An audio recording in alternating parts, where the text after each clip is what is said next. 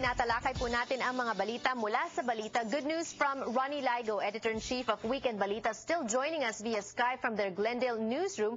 Kanina we talked about the growing lottery jackpot. Kung meron po kayong mga kamag-anak. Saan ba yan, Ronnie? Sa Maryland? Arizona, and all 48 states, except California and another one.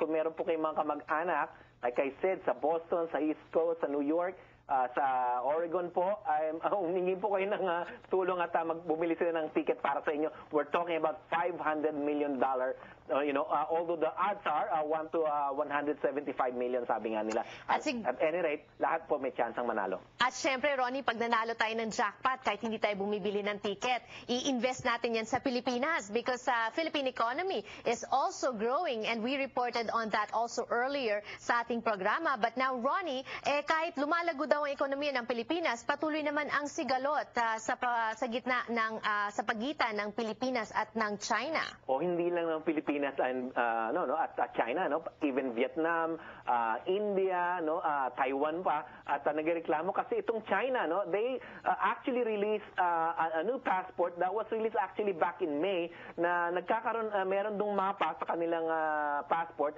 na kung saan pati yung mga disputed islands ng Spratlys at yung mga occupied islands ng Philippines at ibang bansa dyan sa Southeast Asia, kiniklaim nila, nakalagay doon, mapa raw nila yun. So it is, eliciting protests from the Philippines, Malaysia, Taiwan, Vietnam. In fact, Malaysia at ang Philippines and even Vietnam are not stamping on these passports of China. Ang ginagawa nila, kumukuha sila ng ibang papel, doon nila ini-stamp atin ang pagka dumating sila sa ating bayan. Ayan. Ronnie, anong sagot ng China dito sa mga protesta na ito? Alam mo, sabi nila, they're not targeting any specific country, However, the United States also is going to ask China to, para ma-diffuse ang tension na yan. Kasi nga, alam naman natin, ilang buwan na yan, ilang taon na yan, gulo na yan dyan sa Southeast Asia because of their claim, the historical claim, lahat daw ng lahat daw ng isla dyan sa Spratlys, kanila. Even India, sa kanilang portion naman, mayroon din silang kiniklaim doon na doon daw sa mapa ng China, nila daw yung area na yan. So, nag-i-stamp sila ng sarili nilang mapa din pagka dumating yung mga Chinese nationals sa kanilang bayan. Okay, so very quickly, Ronnie, you mentioned earlier, ilang taon nang pinag-didiskusyonan, pinag-aagawan tong Spratly Islands na ito. But why is it now that the China seems a lot more aggressive?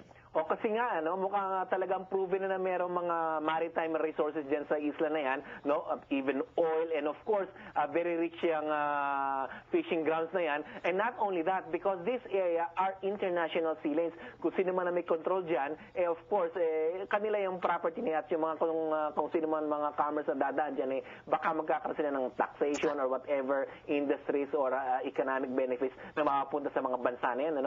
Gayon pa man, at ito, alam mo, Janelle, nagko-cover ako nung 1980s pa sa Air Force dati sa atin. Noon pa sinasabi nila, the next flashpoint will be the Spratlys. Ayun na nga, at alam naman natin, 20 years later, dito nagkakaroon ng mga disputes. Sabi nga nila sa wikang Tagalog, abangan ang susunod na kabanata, Ronnie. Meanwhile, nakikiramay po kami sa mga naulila ni Filipino journalist and concert producer and columnist Jackie Regala Katigbak, Ronnie. Oo, kaibigan natin, si Jackie Regala, 51 years old. She died in her sleep yesterday po, kahapon po. Napag-alaman po natin sa mga kaibigan din natin mga journalists, according to Vala Belgas, isa pong veteranong editor, kasi kaibigan nila yung matalik, at mukhang hindi nga yata nagising na si Jackie Regala. Of course, she was suffering from breast cancer for a few years now, at alam po natin na si Jackie Regala, very, very jolly, very active po. Siya po ang may-ari ng Cats Entertainment na nag-hold po ng napakaraming concerts dito po sa California, even in San Francisco. At alam po natin, marami po sa ating mga nakinabangan nanood sa mga concerts na iyan. And the most recent concert, Ronnie, was just last month. Kaya naman marami, or this month lang, rather. Kaya marami talaga ang nagulat sa pagpanaw ni Jackie Regala Katigbak. And as I said, kami dito sa Kababayan LA, nakikiramay po kami kay Jerry, ang asawa ni Jackie, at ang kanilang nag-iisang anak na si Miko. Exactly. Kami po yung nakikiramay po, dati pong journalist sa amin yan.